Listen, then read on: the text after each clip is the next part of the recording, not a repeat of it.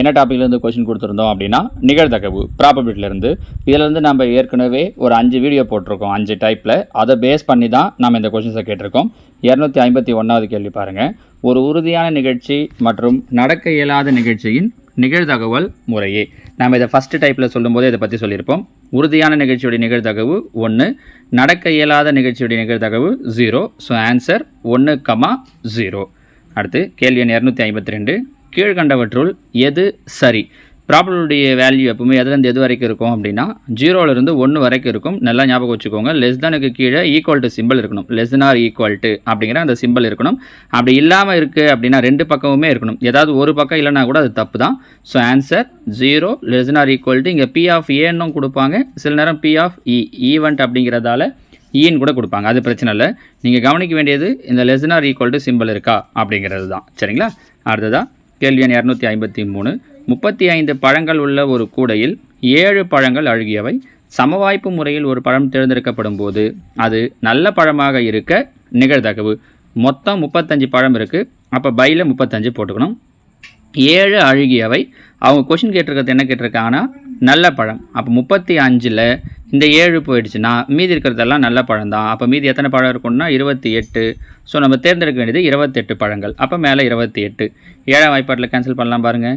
4 7 28, 5 7 35. So answer 4/5. இது கொஞ்சம் கவனமாக போடணும். அவங்க அழுகியவைன்னு சொல்லியிருக்கிறது 7, அதை மைனஸ் பண்ணிவிட்டு மீதி இருக்கிறது தான் நல்ல பழங்கள். சரியா? அடுத்ததாக 254. 1 முதல் 50 வரையிலான எண்களிலிருந்து ஒரு எண் தேர்ந்தெடுக்கப்படும் போது அது 4 அல்லது 6ஆல் வகுப்படுவதற்கு நிகழ்தகவு. 2 கேட்டிருக்காங்க பாருங்கள். இந்த மாடல் சம்ம நம்ம 5th டைப்பில் பார்த்துருப்போம். 4ஆம் வாய்ப்பாட்டில் வரணும் அப்படின்னா என்ன நம்பர் வரும்? 4 8 12 16 20 24 28 32 36 40 44 48. மொத்தம் எத்தனை நம்பர் இருக்குது? 12 நம்பர் இருக்குது. மொத்தம் 50 நம்பர்ன்றதால பையில் என்ன போட்டுக்கிறோன்னா 50. 4ஆம் வாய்ப்பாட்டில் வரக்கூடிய நம்பர் 12. அடுத்து என்ன சொல்லியிருக்காங்க? 6. 6ஆம் வாய்ப்பாட்டில் பாருங்கள். 6 12 18 24 30 36 42 48. ஏன்னா 50 வரைக்கும் கேட்டிருக்கிறதால அது வரைக்கும் வர நம்பர். மொத்தம் இது எத்தனை நம்பர் வருது? 8 நம்பர். So plus 8. இப்போ இது 2 இடத்துலையும் பொதுவாக ஏதாவது நம்பர் இருந்தால் அதை மைனஸ் பண்ணிடணும். இப்போ பாருங்கள், 2 இடத்துலையும் பொதுவாக எதாவது இருக்குது? 12 இருக்குது, 24 இருக்குது, 36 இருக்குது, 48 இருக்குது. அப்போ மொத்தம் எத்தனை நம்பர் பொதுவாக இருக்குன்னா 4 நம்பர். அப்போ 4 மைனஸ் பண்ணிடுறோம். 12 8 கூட்டினா 20. 20ல் 4 போயிடுச்சுன்னா 16/50. கேன்சல் பண்ணோன்னா 16 4ஆம் வாய்ப்பாட்டில் முடியாது இல்லையா? அப்போ 2ஆம் வாய்ப்பாட்டிலே அடிக்கலாம். 2ஆம் வாய்ப்பாட்டில் அடித்தோம் அப்படின்னா 8 2 16 25 2 50. So answer 8/25. இதற்கு பாருங்கள் ஆப்ஷன் ஏ. நம்ம இது என்னங்க சொல்லியிருப்போம்னா டைப் 5ல் இந்த மாடல் சொல்லியிருப்போம். சரிங்களா? அடுத்தது 255. 52 சீட்டுகள் கொண்ட சீட்டுக்கட்டிலிருந்து ஒரு சீட்டு தேர்ந்தெடுக்கப்படும் போது அது ஏ சீட்டாக இல்லாமல் இருக்க நிகழ்தகவு. மொத்தம் 52 சீட்டு. ஏஸ் பார்த்தீங்கன்னா 4 சீட் இருக்கும். அவங்க என்ன சொல்லியிருக்காங்க? இந்த 4 சீட்டு வரக்கூடாதுன்னு சொல்லியிருக்காங்க. அப்போ 52ல் 4 போயிடுச்சுன்னா மீதி 48. 4ஆம் வாய்ப்பாட்டில் அடிக்கலாம் பாருங்கள். 12 48, 13 52. So answer 12/13. சரிங்களா? 256வது கேள்வி. P of A bar equal to. A bar அப்படின்னா ஒரு நிகழ்ச்சி நடக்குது, அந்த நிகழ்ச்சி நடக்காமல் இருக்குது அப்படின்னு 2 ஈவெண்ட் இருக்கும் இல்லைங்களா? ஏ பார்ங்கிறது நடக்காமல் இருக்கிறதுக்கு அதனுடைய நிகழ்தகவு என்ன அப்படின்னு சொல்லி பார்த்தீங்கன்னா P of A bar equal to 1 minus P of A. இது ஒரு டைரெக்டான ஃபார்முலா, அப்படியே ஞாபகம் வச்சுக்கோங்க. சப்போஸ் பி ஆஃப் ஏன்னு கொடுக்குறாங்கன்னாலும் இதே மாதிரி 1 மைனஸ் பி ஆஃப் ஏ பார், இதையும் ஞாபகம் வச்சுக்கோங்க. சரியா? அடுத்த 257. இன்சுவை என்ற மாணவி கணிதத்தில் நடத்தப்பட்ட அழகு தேர்வுகளில் பெற்ற மதிப்பெண்கள் பின்வருமாறு எனில் 98% அதிகமாக மதிப்பெண் பெற நிகழ்தகவு. மொத்தம் 10 எக்ஸாம் நடத்தியிருக்காங்க. அப்போ மொத்தமாக கீழே 10. 98க்கு மேலே மதிப்பெண் வாங்கணும் அப்படின்னா என்ன அர்த்தம்? அப்போ 99 100ன்னு இருக்கணும். இல்லை 98 வராது, ஏன்னா 98%க்கும் அதிகமாகன்னு கொடுத்துருக்காங்க. அப்போ 99 இதோ ஒன்று இருக்குது, இதோ ஒன்று இருக்குது. மொத்தம் 2 எக்ஸாமில் தான் 98%க்கு மேலே வாங்கியிருக்கா. அப்போ 2/10 கேன்சல் பண்ணோம் அப்படின்னா 1 2 2 I 2 10 1/5. Option A. சரியா? அடுத்தது 258. என்டர்டைன்மெண்ட் என்ற சொல்லில் உள்ள எழுத்துக்களிலிருந்து சமவாய்ப்பு முறையில் ஒரு எழுத்து தேர்ந்தெடுக்கப்படும் பொழுது அவ்வெழுத்து ஆங்கில உயிரெழுத்தாக இருக்க நிகழ்தகவு. அப்போ இதில் பார்த்தீங்கன்னா மொத்தம் எத்தனை எழுத்து இருக்குன்னு பார்க்கணும். மொத்தம் 13 எழுத்து இருக்குது. அதனால் பையில் 13. அதில் அவங்க கேட்குறது என்னென்னா ஆங்கில உயிரெழுத்து. ஆங்கில உயிரெழுத்து அப்படின்னா AEIOU இல்லையா? இந்த 5 எழுத்தும் வந்திருக்கணும். எது வந்திருக்குன்னு பாருங்கள். 1 1 2 3 4 5. மொத்தம் ஆங்கில உயிரெழுத்து எத்தனை வந்திருக்குன்னா 5. ஸோ 5/13 கேன்சல் பண்ண முடியாது. அப்போ அப்படியே விட்டுடலாம். Option A. அடுத்ததாக கேள்வி எண் 259. சீட்டுக்கட்டிலிருந்து ஒரு சீட்டு தேர்ந்தெடுக்கப்படும் போது அது ஹார்ட் அல்லது ராணியாக இருக்க நிகழ்தகவு. சீட்டுக்கட்டினாலே பையில் என்ன போட்டுக்கலாம் அப்படின்னா 52. ஹார்ட் சீட்டாக இருக்கணும். ஹார்ட் மொத்தம் எத்தனை இருக்குது சீட்டுக்கட்டில் அப்படின்னா 13. ராணி மொத்தம் எத்தனை இருக்குன்னா 4. அப்போ 13 + 4. இது நம்ம 5th டைப்பில் பார்த்துருக்கோம். ஞாபகம் இருக்கா? இப்படி அல்லதுன்னு வருதுன்னா ஹார்ட்டில் எத்தனை ராணி இருக்கோ அதை மைனஸ் பண்ணிடணும். ஹார்ட்டில் ஒரு ராணி இருக்குது, அதை மைனஸ் பண்ணிடுறோம்.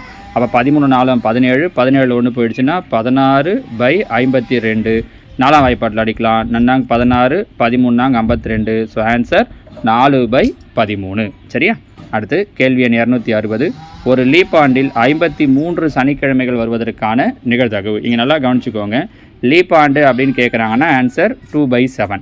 சாதாரண ஆண்டுன்னு கேட்குறாங்க அப்படின்னா 1/7. இந்த 53 சனிக்கிழமையா ஞாயிற்றுக்கிழமையா அதெல்லாம் பிரச்சனையே கிடையாது. லீப் ஆண்டுன்னா 2/7, சாதாரண ஆண்டுன்னா 1/7. So answer B. சரியா? 261வது கேள்வி பாருங்கள். சுருக்குக √58 + √31 + √21 + √11 + √25. இதுக்கு மெத்தடாக செய்யணும் அப்படின்னா என்ன பண்ணணும் அப்படின்னா லாஸ்ட்லேருந்து செஞ்சுட்டு வரணும். நான் உங்களுக்கு ரொம்ப ஈஸியாக ஒரு ஷார்ட்கட் சொல்கிறேன் பாருங்கள். இந்த மாதிரி நிறைய ரூட் கலந்த மாதிரி கொடுக்குறாங்க அப்படின்னா நீங்கள் என்ன பண்ணுறீங்கன்னா இதில் அவங்க கொடுத்துருக்கிற ஃபஸ்ட் நம்பர் பாருங்கள் 58. பக்கத்தில் கொடுத்துருக்கிற சிம்பிள் பாருங்கள் ப்ளஸ்ஸு. 58 ப்ளஸ் அப்படின்னா 58க்கு அடுத்ததாக வரக்கூடிய ஸ்கொயர் நம்பர் எதுன்னு பாருங்கள். 58க்கு அடுத்ததாக வரக்கூடிய ஸ்கொயர் நம்பர் 64. 64க்கு ரூட் எடுத்திங்கன்னா முடிஞ்சிச்சு. ஏன்னா ரூட் ஆஃப்னு கொடுத்துருக்காங்க இல்லையா? 64க்கு ரூட் எடுத்திங்கன்னா 8. அப்போ அதுதான் நம்மளோட ஆன்சராக இருக்கும். இப்படி நீங்கள் மொத்தத்தையும் பார்க்காம வெறும் இந்த ஃபஸ்ட் நம்பரையும் பக்கத்தில் இருக்கிற குறி ப்ளஸ்ஸாக இருந்துச்சுன்னா அடுத்த ஸ்கொயர் நம்பர், மைனஸாக இருந்துச்சு அப்படின்னா முன்னாடி ஸ்கொயர் நம்பர். நீங்கள் வேணால் செக் பண்ணி பாருங்களேன். இப்போ செக் பண்ணி பார்க்கணுன்னா 25. 25க்கு ரூட் எடுத்தோன்னா 5. 11 5 16. 16க்கு ரூட் எடுத்தோன்னா 4. 21 4 கூட்டினோன்னா 25. 25க்கு ரூட் எடுத்தோன்னா 5. 31 5 கூட்டினோன்னா 36. 36க்கு ரூட் எடுத்தோன்னா 6. 58 6 கூட்டினோன்னா 64. 64க்கு ரூட் எடுத்தோன்னா 8. அதே ஆன்சர் தான் வருது பாருங்கள். ஸோ இவ்வளோ தூரம் செய்யாமல் நீங்கள் வெறும் ஃபஸ்ட் நம்பரை வச்சே ஈஸியாக சொல்லிடலாம். சரியா? ரெண்டாவது கேள்வி 0.673 × 0.673 மைனஸ் 0.327 × 0.327 பை 1 மைனஸ் 0.654. இப்போ இது பாருங்கள் A × A அப்படின்னா இது என்ன சொல்லலாம்? A² மைனஸ் இது ரெண்டுமே ஒரே நம்பர் B². அப்போ A² மைனஸ் B² என்ன ஃபார்முலா?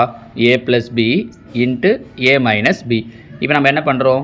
அப்போது A + B A - B இது ரெண்டுத்தையும் கூட்டுறோம். இது ரெண்டுத்தையும் கூட்டினீங்க 0.673ஐயும் 0.327ஐயும் கூட்டினீங்கன்னா என்ன கிடைக்கும்னு பார்த்தீங்கன்னா 1.000 கிடைக்கும். தட் மீன்ஸ் 1 × A + B முடிஞ்சிச்சா?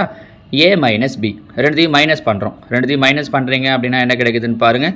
6 2 போயிடுச்சுன்னா 4. 0.346 ரெண்டுத்தையும் மைனஸ் பண்ணோன்னா கரெக்டாக A + B × A - B by கீழே என்ன கொடுத்துருக்காங்க? 1 மைனஸ் 0.654. அப்போ 1லேருந்து 0.654 மைனஸ் பண்ணுறோம். அப்போ 1ன்னு இருக்கிறதால இங்கேயும் 000 சேர்த்துக்கிட்டுங்க மைனஸ் பண்ணிங்கன்னா இங்கேயும் என்ன கிடைக்குது அப்படின்னா 0.346. அப்போ என்னவாயிடும்? 0.346 இதுவும் கேன்சல் ஆகிடும். மீதி என்ன மட்டும் நிற்கும் தான் 1ன்றதை நம்ம 1.00ன்னு எழுதலாம். So answer option D. நம்ம புரியுதா? A² - B². அடுத்தது 263. பின்வருவனவற்றை சுருக்குக. இதில் பாருங்கள் x² + 1 பை x⁴ - 1. x² + 1ன்னா நம்மளால் எதுவுமே செய்ய முடியாது. ஏன்னா x² - 1ன்னா தான் நம்மகிட்ட ஃபார்முலா இருக்குது A² - B²ன்ட்டு. x⁴ - 1ன்னு கீழே கொடுத்துருக்காங்க பாருங்கள். இதுக்கு ஒரு ஃபார்முலா இருக்குது. இப்போது சப்போஸ் என்ன ஃபார்முலா அப்படின்னா டைரெக்டான ஃபார்முலா சொல்லிடுறேன். அதுக்கப்புறம் இங்கே வருவோம். A⁴ - B⁴ இப்படின்னு வச்சுக்கோங்களேன். இதை எப்படி எழுதலாம் அப்படின்னா A² + B² × A² - B²ன்னு எழுதலாம். கரெக்டாக? அப்போ x⁴ - 1 1/4 கூட எழுதலாம். அப்போ என்ன எழுதலாம்? x² + 1². 1² 1 தான். Into X square minus 1 square minus 1 ஸ்கொயர்னா 1 தான். அப்போ பாருங்கள் X square plus 1 X square plus 1 cancel ஆகிடும். மீதி மேலே 1 இருக்கும் பை எக்ஸ் ஸ்கொயர் மைனஸ் 1 இதோ இருக்குது பாருங்கள் ஆப்ஷன் பி. புரியுதா? இந்த கீழே இருக்கிறத பிரிக்க தெரிஞ்சிருக்கணும். சிலர் என்ன பண்ணுவீங்கன்னா மேலே இருக்கிறத ஏ plus B A minus pin பிரிச்சிருவீங்க. X square minus 1னா தான் அந்த மாதிரி பிரிக்க முடியும், ப்ளஸ் 1னா பிரிக்க முடியாது. சரியா? அடுத்து 264 பாருங்கள். Root of 0.25 by 1.44 into 3.6 into 4.9 by 6.25. முதல்ல இந்த புள்ளியெல்லாம் எடுத்துட்டோம் அப்படின்னா நமக்கு ரூட் எடுக்கிறதுக்கு ஈஸியாக இருக்கும். இங்கே பாருங்கள், இந்த நம்பரில் புள்ளிக்கு அப்புறம் 2 நம்பர் இருக்குது, இங்கேயும் புள்ளிக்கு அப்புறம் 2 நம்பர் இருக்குது. புள்ளிக்கு அப்புறம் அந்த நம்பர் ஆஃப் டிஜிட் சேமாக இருக்குது அப்படின்னா புள்ளியை விட்டுடலாம். அப்போ நம்ம இதை என்ன எழுதலாம் அப்படின்னா 25ன்னு எழுதலாம். இதை என்ன எழுதலாம்னா 144ன்னு எழுதலாம். இங்கே பாருங்கள், புள்ளிக்கு அப்புறம் ஒரு நம்பர், இது ஒரு நம்பர், 2 நம்பர், கீழே அதுக்கப்புறம் அதே மாதிரி புள்ளிக்கு அப்புறம் 2 நம்பர் இருக்குது. ஸோ மேலே 2 நம்பர் கீழே 2 நம்பர்ன்றதால இந்த இடத்தை நீங்கள் புள்ளியை விட்டுட்டு நம்பரை மட்டும் எழுதிக்கலாம். இதுக்கு தான் அவங்க என்ன பண்ணியிருக்காங்க அப்படின்னா ரூட் ஆஃப்னு கொடுத்துருக்காங்க. கேன்சல் பண்ணிடுறோனால ஓகே, இல்லை ரூட் எடுத்துகிட்டு கேன்சல் பண்ணுறோனால ஓகே தான். ரூட் எடுத்துடலாம் பாருங்கள். 25க்கு ரூட் எடுத்தால் 5, 144 ரூட் எடுத்தால் 12 இன்ட்டு 36க்கு ரூட் எடுத்தோன்னா 6, 49க்கு ரூட் எடுத்தோன்னா 7 பை 625க்கு ரூட் எடுத்தோம் அப்படின்னா 25. 1 5 5 25 1 6 6 6 12. அப்போ மீதி என்ன இருக்கும்? மேலே 7, கீழே 2 10, கீழே 10 இருந்தால் மேலே ஒரு ஸ்தானம் தள்ளி புள்ளி வைக்கலாம். அப்போ என்னவாயிடும்? 0.7 ஆப்ஷன் ஏ. புரியுதா? ஸோ இது எல்லாமே இந்த சிம்பிளிஃபிகேஷன் சுருக்குதல் அப்படிங்கிற டாபிக் கீழே வரும். 265 பாருங்கள். இது நம்ம எந்த டாப்பிக்கில் வரும் அப்படின்னா மெய்யெண்கள் இல்லை விகிதப்படுத்தும் காரணி அப்படிங்கிற டாபிக் கீழே வரும். நம்ம அடுத்ததாக 9th ஸ்டாண்டர்டில் இந்த டாபிக் இருக்குது. இதிலிருந்தும் வீடியோஸ் பார்க்க போகிறோம். டைப் வைஸாக ஒரு 4-5 டைப்பாக பிரித்து வீடியோஸ் பார்க்க போகிறோம். அந்த மாடலில் வரக்கூடிய கொஷின் இது. இப்போ இதில் பார்த்தீங்கன்னா கீழே இங்கே 5 மைனஸ் ரூட் 7, இங்கே 5 + ரூட் 7 இருக்குது இல்லையா? கீழே ரெண்டுத்தையுமே எல்சிஎம் எடுக்கிறோம் அப்படின்னா அப்படியே வந்துடும். 5 மைனஸ் ரூட் 7 இன்ட்டு 5 + ரூட் 7 அப்படின்ட்டு. மேலே என்ன பண்ணுறோம் அப்படின்னா குறுக்கு பெருக்கல். இதை இந்த பக்கம் கொண்டு வரோம், இதை இந்த பக்கம் கொண்டு வரோம். அப்போ இங்கே என்ன ஆகிடும்? 5 + root 7 the whole square plus இது இங்கே வந்துச்சுன்னா என்ன ஆகிடும்? 5 minus root 7 the whole square. அப்போ பாருங்கள் a + b the whole square. 5 square பண்ணோன்னா 25a square plus b square root 7 square பண்ணோன்னா 7 ப்ளஸ் 2abன்னு வரும். இங்கே பார்த்தீங்கன்னா மைனஸ் 2abன்னு வரும். ஸோ இங்கே வர ப்ளஸ் 2abயும் இங்கே வர மைனஸ் 2abயும் கேன்சல் ஆகிடும். அப்போ விட்டுடலாம். ப்ளஸ் மறுபடியும் இங்கே வந்தீங்கன்னா 5 square 25 plus b square root 7 square பண்ணால் 7. ஏன்னா மைனஸ் 2abன்னு வரும், அது ஆல்ரெடி கேன்சல் ஆகிடுச்சு. பை கீழே பாருங்கள் a + b into a minus b. அப்போ a ஸ்கொயர் 5 ஸ்கொயர் பண்ணால் 25 minus b square root 7 square பண்ணால் 7. பாருங்கள், அப்போ 25 50 57 64 பை கீழே 25ல் 7 போயிடுச்சு அப்படின்னா 18. அப்போ 64 பை 18 கேன்சல் பண்ண முடியுமா அப்படின்னு சொல்லி பார்க்குறேன். 2ஆம் வாய்ப்பாடு 3 2 6 2 4 இங்கே 9 2 18. So answer 32 by 9 option C. சரிங்களா? 266வது கேள்வி பாருங்கள். 1 by root 9 plus root 8 plus அந்த மாதிரி அந்த அன்சோ அன்னு கொடுத்துருக்கோம் இல்லையா? இதில் 1 பை ரூட் 9 ப்ளஸ் ரூட் 8 அப்படின்னா இது இந்த விகிதப்படுத்தும் காரணி அப்படின்னு சொல்லி சொல்லுவாங்க. நம்ம அடுத்ததாக 9th மெய்யெண்கள் டாப்பிக்கில் ஒரு வீடியோ ரெடி பண்ணிகிட்டு இருக்கோம். அதில் நம்ம இதை பற்றி சொல்லுவோம். இப்படி இருக்குது அப்படின்னா 2 அடுத்தடுத்த நம்பராக இருக்குது அப்படின்னா இதுக்கு காஞ்சுகேட் எடுக்கும்போது நமக்கு என்ன ஆன்சர் வரும் அப்படின்னு சொல்லி பார்த்தீங்கன்னா நடுவில் இருக்கிற ப்ளஸ்ஸுங்கிறது அப்படியே மைனஸாக மாறிடும். Root 9 minus root 8. ஏன்னா கீழே வச்சுக்கிட்டு எதுவும் பண்ண முடியாது, நம்ம அதை மேலே கொண்டு போயிடும். அடுத்தது ப்ளஸ் இந்த ரூட் 8 ப்ளஸ் ரூட் 7ங்கிறது மேலே போகும்போது என்னவாயிடும்னா ரூட் 8 மைனஸ் ரூட் 7ன்னு போயிடும். அதே மாதிரி இது மேலே போகிறப்ப ப்ளஸ் ரூட் 7 மைனஸ் ரூட் 6. அப்போ அது மாதிரி இந்த டேர்ம் என்னவாயிடும்? Root 6 minus root 5. இந்த டேர்ம் மேலே போகிறப்ப ரூட் 5 மைனஸ் ரூட் 4ன்ட்டு. அப்போ இதில் கவனிச்சிங்க அப்படின்னா plus root 8 minus root 8 plus root 7 minus root 7 6 5 எல்லாம் கேன்சல் ஆகிடும். மீதி என்ன மட்டும் நிற்கும்னா ரூட் 9 மைனஸ் ரூட் 4 மட்டும். 9க்கு ரூட் எடுத்தோன்னா 3, 4க்கு ரூட் எடுத்தோன்னா 2. அப்போ 3ல் 2 போயிடுச்சு அப்படின்னா 1. ஆப்ஷன் ஏ தான் இதற்குண்டான சரியான விடை. இது உங்களுக்கு புரியணும் அப்படிங்கிறதால நான் இவ்வளோ டீட்டெயில்டாக சொன்னேன். ஆனால் இந்த மாதிரி கொஷின் கேட்குறாங்க அப்படின்னா நீங்கள் வேறு எதுவுமே பண்ண வேண்டாம். ஜஸ்ட்டு இந்த ஃபஸ்ட்டு இருக்கிற நம்பர் என்ன இருக்குது அப்படின்னு பாருங்கள். ரூட் 9 நடுவில் இங்கே நடுவில் கீழே எல்லாம் என்ன சிம்பிள் கொடுத்துருக்காங்கன்னு பாருங்கள். எல்லாமே ஒரே சிம்பிளாக கொடுப்பாங்க. ப்ளஸ் கொடுத்துருந்தாங்கன்னா மைனஸ் இந்த லாஸ்ட் நம்பர் ரூட் 4 இப்படி பண்ணிங்கனாலே போதும். ஆனால் என்ன பிரச்சனை அப்படின்னா சில நேரம் இந்த இடத்துல ப்ளஸ் கொடுக்காம மைனஸ் ப்ளஸ்ன்னு மாற்றி கொடுத்துருப்பாங்க. ஸோ அந்த ரீசனால தான் நான் உங்களுக்கு டீட்டெயில்டாக சொன்னது. சரிங்களா? ரெண்டையுமே தெரிஞ்சு வச்சுக்கோங்க. எப்படி கேட்குறாங்களோ அதுக்கேற்ற மாதிரி. ஓகேவா? அடுத்ததாக கொஷின் நம்பர் 267. x + 1/x = 2 எனில் எக்ஸ் கியூப் ப்ளஸ் 1/x கியூபின் மதிப்பு என்ன? இது நம்ம ஏற்கனவே ஒரு ஐடியா சொல்லியிருக்கோம். இந்த மாடலில் தனியாக ஒரு வீடியோவே போட்டிருக்கோம். இப்படி கொடுத்துட்டு ஸ்கொயரில் கேட்டால் என்ன பண்ணணும், கியூப்பில் கேட்டால் என்ன பண்ணணும், இதே இங்கே ப்ளஸ் கொடுத்துட்டு மைனஸ் கொடுத்தா என்ன பண்ணணும் அப்படிங்கிறதுக்கு டீட்டெயிலாகவே ஒரு வீடியோ கொடுத்துருக்கோம். நான் அதோட லிங்கை கூட கீழே தரேன். அதையும் ஒரு வாட்டி பார்த்துட்டீங்க அப்படின்னா இந்த மாடலில் எதை கேட்டாலும் உங்களால் சொல்லிட முடியும். இங்கே நம்ம என்ன ஐடியா சொல்லியிருப்போம் அப்படின்னா ஒன்றும் இல்லை, ஒரு சின்ன ஷார்ட்கட் தான். இவங்க கொடுத்த நம்பரை கியூப் பண்ணணும். இங்கே ப்ளஸ் இருந்தால் மைனஸ் போடணும், மைனஸ் இருந்தால் ப்ளஸ் போடணும், ப்ளஸ் இருக்கிறதால மைனஸ். இந்த நம்பரை 3ஆல் பெருக்கணும். இவ்வளோதான் விஷயம். என்ன பண்ணுறோம் அப்படின்னா இந்த நம்பரை கியூப் பண்ணுறோம், குறிய மாத்திரம், திரும்ப அதே நம்பரை 3ஆல் பெருக்கிறோம். அப்போ 2 கியூப் பண்ணால் 8 மைனஸ் 3 2 6, 8ல் 6 போயிடுச்சு அப்படின்னா 2, ஆப்ஷன் பி. புரியுதா? ஸோ அதில் மொத்தமாக ஒரு 6 கொஷின் நான் சொல்லியிருப்பேன் அந்த வீடியோவில். அதை பார்த்தீங்கன்னா இந்த பேசிக்ஸில் வரக்கூடிய எல்லா கொஷினுமே உங்களால் ஈஸியாக பண்ணுற முடியும். சரிங்களா? அதுதான் 268. 3 பகா எண்களின் கூடுதல் 101, அவற்றில் 2 எண்களுக்கு இடைப்பட்ட வித்தியாசம் 24 எனில் அவ்வெண்கள் யாவை? இதை பொறுத்த வரைக்கும் ஆப்ஷன் வந்து பண்ணுறது தான் உங்களுக்கு ரொம்ப ரொம்ப எளிமையானது. கூட்டினா 101 வரணும். டிஃபரன்ஸ் என்ன இருக்கணும் அப்படின்னா 24. அவற்றில் 2 இதில் பாருங்கள், 5க்கும் 59க்கும் டிஃபரன்ஸ் 24 வருமானு பாருங்கள், இல்லை 5க்கும் 37க்கும். முதல் விஷயம் கூட்டினா 101 வருமா அப்படிங்கிறத பார்த்தாலே எது வரும் வராது அப்படிங்கிற முடிவுக்கு வந்துடலாம். அடுத்ததாக 2 நம்பருக்கு இடையில இருக்கக்கூடிய டிஃப்ரென்ஸ் 24 இருக்கா அப்படின்னு பார்க்கணும். இங்கே அப்படி கவனித்து பார்த்தீங்க அப்படின்னா எந்த 2 நம்பருக்கு நடுவுலையுமே உங்களுக்கு 24ங்கிறது வித்தியாசம் இல்லை. அப்போ இது ஆன்சராக வராது. அடுத்ததாக இங்கே பார்த்தீங்க அப்படின்னா 41ல் 7 போயிடுச்சுனாலும் 24 வராது, 53ல் 7 போயிடுச்சுனாலும் 24 வராது, 41ல் 53 போயிடுச்சு அப்படின்னாலும் 24 வராது. அப்போ இதுவும் ஆன்சர் கிடையாது. அடுத்து அதே மாதிரி ஆப்ஷன் சியில் பார்த்தீங்க அப்படின்னாலும் இது 2த்துக்கு டிஃப்ரென்ஸ் 24 கிடையாது, இது 2த்துக்கு டிஃப்ரென்ஸ் 24 கிடையாது, இது 2த்துக்கு டிஃப்ரென்ஸ் 24 கிடையாது. அப்போ இதுவும் கிடையாது. ஆப்ஷன் டியில் பாருங்கள், 61க்கும் 37க்கும் டிஃப்ரென்ஸ் 24, அதாவது 37 கூட 24 கூட்டினீங்க அப்படின்னா 61 வரும். வேறு எதுலேயுமே நமக்கு என்ன பண்ணல அப்படின்னா இந்த செகண்ட் ஸ்டேட்மெண்ட்டை இது டெரைவ் பண்ணுறது மாதிரியான இது வரவே இல்லை. So answer option D. நீங்கள் கூடுதல் 101 வச்சு பார்த்தீங்கன்னா நாலுத்துலேயுமே கூட்டி பார்த்தீங்கன்னா 101 தான் வருது. அப்போ அதை வச்சு சொல்ல முடியாது. ரெண்டாவது விஷயத்தை வச்சு சொல்லணும். இன்னொன்று 3மே பகா எண்கள். பகா எண்கள் இல்லாமல் கொடுத்துருந்தாங்கனாலும் நம்ம அது கிடையாதுன்னு சொல்ல முடியும். இங்கே எல்லாத்துலேயுமே பகா எண்கள் தான் கொடுத்துருக்காங்க. சரிங்களா? அடுத்ததாக 269 4 x × 64 x = 16 x + 5 எனில் எக்ஸின் மதிப்பு. இங்கே பாருங்கள், எல்லாத்துக்குமே பேஸ் ஈக்குவலாக இருந்துச்சுன்னா தான் பவர் ஈக்குவல் பண்ண முடியும். அப்போ இந்த 4 x அப்படியே இருக்கட்டும். 64 என்னென்னு எழுதலாம்னா 4/3ன்னு எழுதலாம். 4 ³ 64. ஏற்கனவே ஒரு எக்ஸ் இருக்கிறதால எக்ஸை அப்படியே சேர்த்துக்கிறோம்.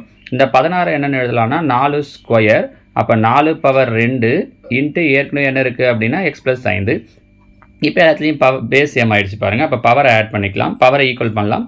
அதுக்கு முன்னாடி இங்கே நடுவில் மல்டிப்ளை இருக்கிறதால எக்ஸையும் 3xையும் கூட்டினோன்னா 4x ஈக்குவல் இந்த பக்கம் பார்த்தீங்கன்னா இந்த 2 உள்ளே கொடுத்தீங்கன்னா 2x + 2 10 ப்ளஸ் 2x இங்கே வந்துடுச்சுன்னா -2x. 4xல் 2x போயிடுச்சுன்னா 2x. அப்போ ஈக்குவல் என்ன நிற்கும்னா 10. 1 2 I 2 10. ஸோ எக்ஸோட வேல்யூ 5. சரியா? கேள்வி எண் 270. 1/3 + 1/2 + 1/2 மதிப்பு. இப்போ இதில் பார்த்தீங்கன்னா எப்பவுமே இந்த மாதிரியான கொஸ்டின்ஸுக்கு லாஸ்ட்டில் கீழே இருந்தால் ஆரம்பிக்கணும். அப்போ நம்ம இந்த ஸ்டெப் எடுத்துக்கலாம். இதில் பார்த்தீங்கன்னா இங்கேருந்து ஆரம்பிக்கும் போது 2 4 4 1 5 5/2. ஆனால் 1/ன்னு இருக்கிறதால இது இதனுடைய தலைகீழாக மாறிடும். முன்னாடி ஒரு 3 இருக்குது, 3 ப்ளஸ் தலைகீழாக மாறிடுச்சு அப்படின்னா 2/5. பாருங்கள், 3 5 15 15 2 17/5ன்னு வரும். மேலே என்ன இருக்குன்னா 1/ன்னு இருக்குது. அப்போ இதோட தலைகீழியாக மாறிடும். So answer 5/17. ஆப்ஷன்ஸ் இது எதுவுமே இல்லை அப்படிங்கிறதால எதுவும் வராது. நான் உங்களுக்கு இது கொஷின் பூரா தரும்போது பிடிஎஃப்ல தரும்போது கரெக்டாக மாற்றி கொடுக்குறேன். ஆக்சுவலாக இங்கே 5/17ன்னு வந்திருக்கணும், 19ன்னு டைப் ஆகிருக்கு. ஸோ ஃபைனல் ஆன்சர் என்ன அப்படின்னா 5/17. சரிங்களா? 271வது கேள்வி பாருங்கள். பின்வருவற்றுள் எந்த ஜோடி எண்கள் தொடர்புடைய பகா எண்கள் ஆகும்? தொடர்புடைய பகா எண்கள் அப்படின்னா சார்பகா எண்கள் அப்படின்னு சொல்லுவாங்க. இங்கிலீஷில் சொல்லும்போது ரிலேட்டிவ்லி ப்ரைம் இல்லாட்டி கோ ப்ரைம் அப்படின்னு சொல்லுவாங்க. அதாவது 2 நம்பரோட HCF 1 கிடைக்குது அப்படின்னா நம்ம அதை தான் சார்பகா எண்கள் அப்படின்னு சொல்லுவோம். 12க்கும் 15க்கும் HCF எடுத்தோன்னா 3ன்னு கிடைக்கும். அப்போ இது கிடையாது. 3க்கும் 9க்கு HCF எடுத்தோன்னா 3 வரும். 17க்கும் 51க்கும் HCF 17. அப்போ இதுவும் கிடையாது. இது ரெண்டும் தான் எந்த பொதுவான வாய்ப்பாட்லையும் வராது. இதோட HCF தான் 1. So answer 101, 201. சரியா?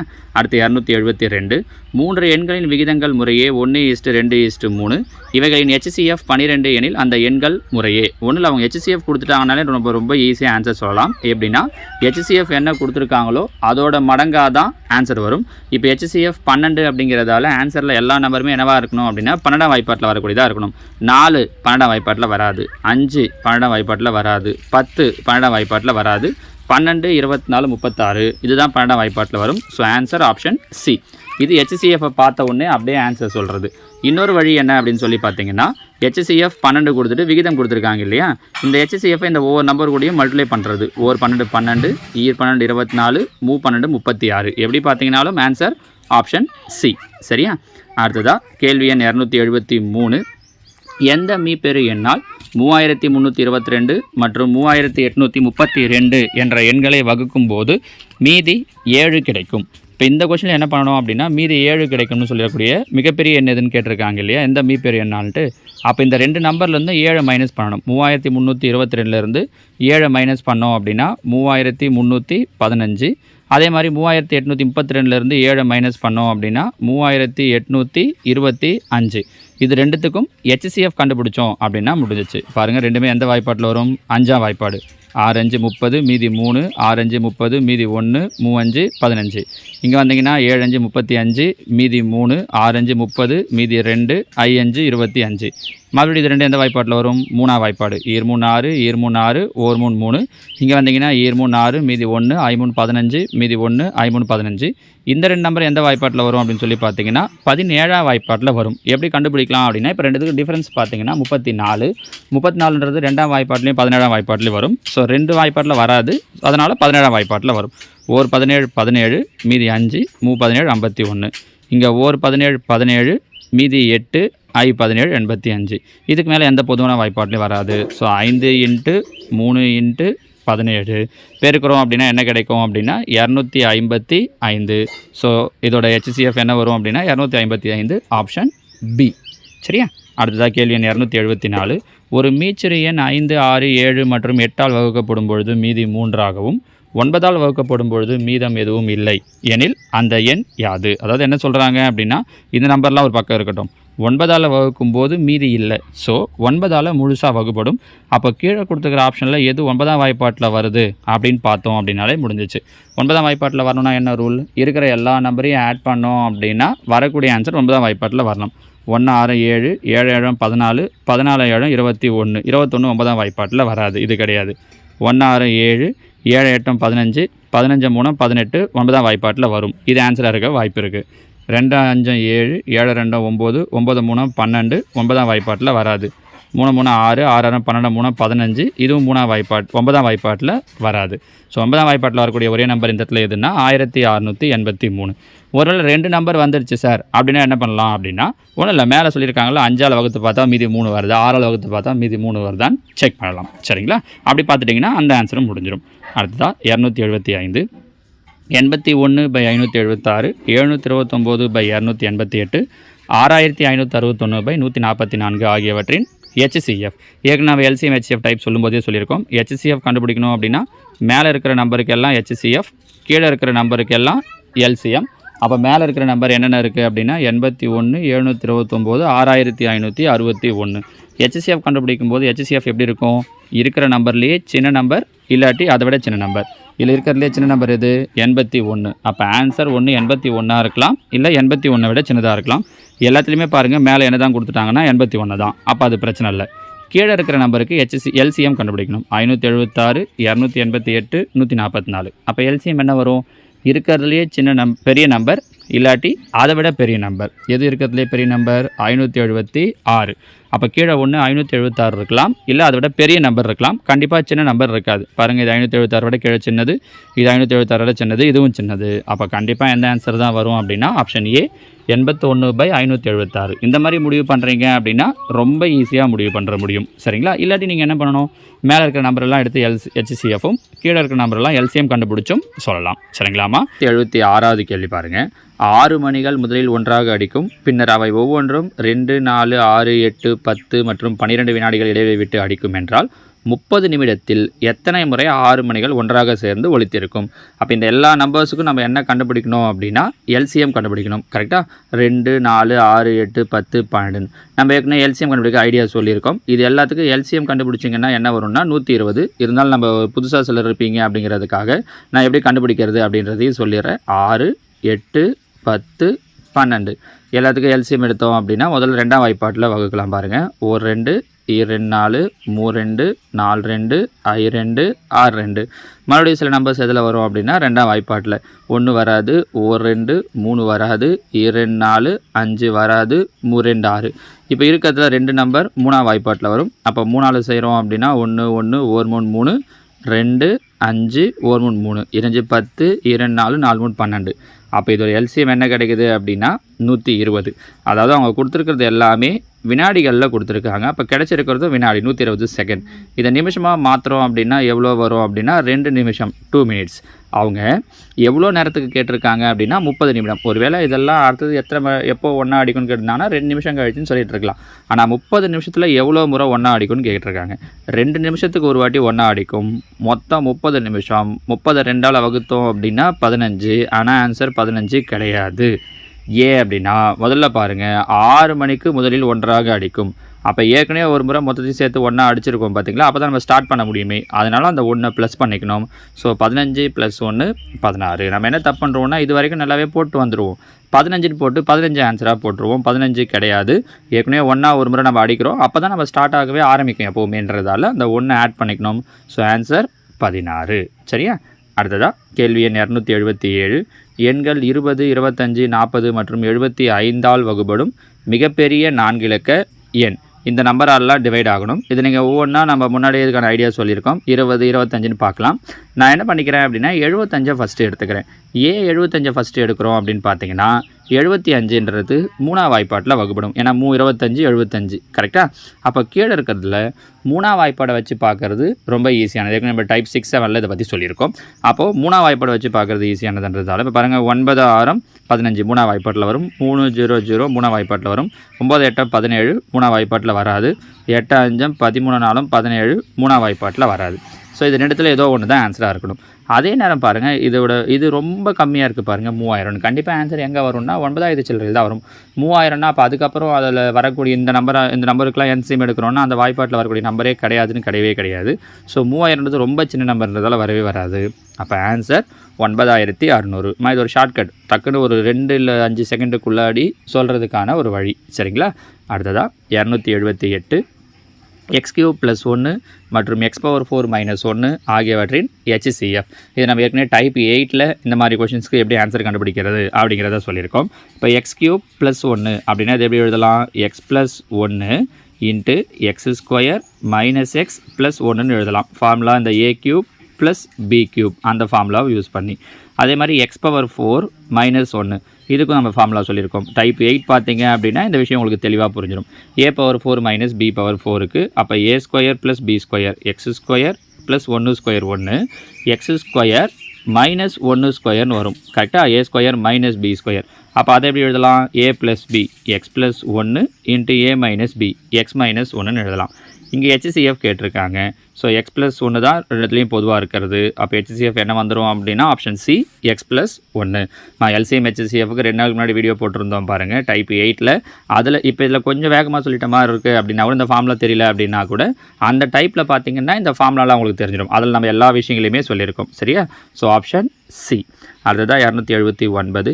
இரு எண்களின் மீசிமா மற்றும் மீப்போவா முறையே 45, 3 மற்றும் அவற்றின் கூடுதல் 24 எனில் அவ்விரு எண்களின் வித்தியாசத்தை காண்க. இது நல்லா கவனிச்சுக்கோங்க. இதை மெத்தடாக போடுறோம் அப்படின்னா அது ஒரு பெரிய ப்ராசஸ். 2-3 ஃபார்முலாவை நீங்கள் யூஸ் பண்ணுறது மாதிரி இருக்கும். LCM HCF formula 1, algebraic formula 1 அப்படிங்கிற மாதிரி யூஸ் பண்ணி போகிறது மாதிரி இருக்கும். ஆனால் இங்கே நான் உங்களுக்கு சிம்பிளாக ஒரே ஒரு வழி சொல்கிறேன் பாருங்கள். இங்கே கொடுத்துருக்கிற HCF என்ன கொடுத்துருக்காங்கன்னு பாருங்கள். HCF என்ன கொடுத்துருக்காங்க? மீப்போவா 3 கரெக்டாக. மீசிமா 45, மீப்போவா 3. ஆன்சரும் அவங்க என்ன கேட்டிருந்தாலும் சரி வித்தியாசம் கூடுதல்னு எதை கேட்டிருந்தாலும் கண்டிப்பாக எந்த வாய்ப்பாட்டில் வரக்கூடியதாக தான் இருக்கும்னா 3ஆம் வாய்ப்பாட்டில் வரக்கூடியதாக தான் இருக்கும். பாருங்கள் 2 3ஆம் வாய்ப்பாட்டில் வராது, 4 வராது, 8 வராது. ஸோ கண்டிப்பாக நம்மளோட விடை என்னவாக தான் இருக்கும்னா 6. ரொம்ப ஈஸியாக நீங்கள் சூஸ் பண்ணலாம். இது ஒரு முறை டிஎன்பிஎஸ்சியில் கேட்ட கொஷின். சரிங்களாமா? அடுத்ததாக 280 x² minus 2xy plus y² மற்றும் x⁴ மைனஸ் y⁴ ஆகியவற்றின் HCF. இது பாருங்கள் a² minus 2ab plus b². அப்போ எப்படி எழுதலாம்? x minus Y the whole ஸ்கொயர்னு எழுதலாம். இது பாருங்கள் x⁴ மைனஸ் y⁴. இப்போ தான் சொன்னோம்ல, x² plus y² into x plus Y into X minus Y இப்படின்னு எழுதலாம். அப்போ அப்படின்னா அவங்க கேட்டிருக்கிறது HCF. பாருங்கள், இங்கேயும் எக்ஸ் மைனஸ் ஒய், இங்கேயும் எக்ஸ் மைனஸ் ஒய். ஆனால் இங்கே ஹோல் ஸ்கொயர் இருக்குது இல்லையா? HCF வரும்போது பவரில் எது சின்னதோ அதை எழுதணும். அப்போ பவரில் சின்னது எக்ஸ் மைனஸ் ஒய். அப்போ ஆப்ஷன் சி. புரியுதுங்களாமா? இது எல்லாமே LCM HCF பேஸ் பண்ணது. இதில் நிறைய கேள்விகள் பார்த்தீங்க அப்படின்னா டிஎன்பிஎஸ்சியில் முன்னாடி கேட்டது. நிறைய கேள்விகளில் எல்லா கேள்விகளுமே இந்த கொடுத்துருக்குற 5 கேள்விகளுமே முன்னாடி டிஎன்பிஎஸ்சியில் கேட்ட கொஷின்ஸ் தான். அதுதான் நான் உங்களுக்கு எடுத்து அந்த மாடலில் கொடுத்துருக்கேன். சரிங்களாமா? நம்ம கூட்டு வட்டியிலிருந்து கொஷின்ஸ் கொடுத்துருந்தோம். கூட்டு வட்டிக்கு பார்த்தீங்க அப்படின்னா ஒரு 4-5 ஃபார்ம்லாம் நம்ம புக்கில் சொல்லியிருப்பாங்க. ஜென்ரலான ஃபார்மில் ஒன்று சொல்லியிருப்பாங்க. அதுக்கப்புறமா அரையாண்டுக்கு ஒரு முறையாக இருந்தால், காலாண்டுக்கு ஒரு முறையாக இருந்தால், வட்டி வீதமே பார்த்தீங்க அப்படின்னா பின்னத்தில் இருக்குன்னா, அந்த மாதிரி ஒரு விதத்துக்கும் ஒன்று சொல்லியிருப்பாங்க. ஆனால் இன்றைக்கி நம்ம பார்க்க போகிற இந்த 5 கொஷினுக்குமே ஒன்றுத்து கூட நான் உங்களுக்கு ஃபார்முலா யூஸ் பண்ணி சொல்ல போகிறதே கிடையாது. ஈஸியாக பர்சன்டேஜ் தெரிஞ்சாலே போதும், டக்குன்னு எப்படி கண்டுபிடிக்கிறது அப்படிங்கிற மாதிரியான மெத்தட் தான் சொல்ல போகிறோம். ஃபார்முலா இல்லாமலே வேறு ஒரு சில வழிகளில் இன்னும் வேறு மெத்தட்லலாம் கண்டுபிடிக்கலாம். ஆனால் இப்போ நான் உங்களுக்கு கொடுத்துருக்கிற கொஷின்ஸ் எல்லாமே இந்த ஐடியா யூஸ் பண்ணிங்கன்னா ரொம்பவே ஈஸியாக சொல்ல முடியும். இப்போ இதில் பாருங்கள், 281 ஆண்டுக்கு ஒரு முறை வட்டி கணக்கிடும் முறையில் ரூபாய் 20,000க்கு ஆண்டுக்கு 10% வட்டி வீதத்தில் 4 ஆண்டுகளுக்கு கிடைக்கும் கூட்டு வட்டியை காண்க. இப்போ இதில் பார்த்தீங்கன்னா இவங்க எத்தனை சதவீதம் கொடுத்துருக்காங்க அப்படின்னா 10%. இப்போ நான் சொல்ல போகிற மெத்தடை நீங்கள் எப்பெல்லாம் யூஸ் பண்ணலாம் அப்படின்னா, இங்கே அமௌண்ட்டு பாருங்கள் 20,000, ஏறக்குறைய ஒரு முழு அமௌண்ட்டாக இருக்குது. 10,000, 20,000, 15,000 அந்த மாதிரி ஒரு முழு அமௌண்ட்டாக இருக்குது. பர்சன்டேஜும் பார்த்தீங்க அப்படின்னா ஃபுல் பர்சன்டேஜாக 10, 5, 20 அது மாதிரிலாம் இருக்குது அப்படின்னா இந்த மெத்தடை யூஸ் பண்ணுறது ஈஸியாக இருக்கும். இப்போ இதில் பார்த்தீங்கன்னா அவங்க சொல்லியிருக்கிற அமௌண்ட் 20,000 ரூபாய், வட்டி வீதம் 10%. 20,000ல் 10% அப்படின்னா கடைசியாக ஒரு 0 விட்டுணும், 2,000. சரிங்களா? அப்போது 2,000 ரூபாய் அப்படிங்கிறது 10%. ஞாபகம் வச்சுக்கோங்க, 20,000ல் 10% அப்படின்னா கடைசியாக ஒரு 0 விட்டுணும், 2,000. சப்போஸ் இது 1% வேணும் அப்படின்னா 2 0 விட்டுணும், 200. நீங்கள் இந்த ஐடியா சில சின்ன விஷயத்தை ஞாபகம் வச்சுட்டிங்கன்னா போதும். இப்போ 2,000 ரூபாய், அப்போது 20,000, இது ஒரு 2,000, அப்போ என்னவாயிடும் அப்படின்னா 22,000. அவங்க மொத்தம் எத்தனை வருஷம் சொல்லியிருக்காங்க அப்படின்னா 4 வருஷத்துக்கு. இது நம்ம முதல் வருஷத்துக்கு கண்டுபிடிச்சிட்டோம். அதுக்கப்புறம் இந்த 22,000ல் 10%. சரியா? 10% என்ன சொன்னோம்? கடைசியாக ஒரு 0 விட்டுடலாம். அப்போ என்ன கிடைக்கும்? 2,200. இதை ஆட் பண்ணிங்கன்னா என்ன கிடைக்குது? 24,200. இது 2வது வருஷம். மறுபடியும் இதில் 10%.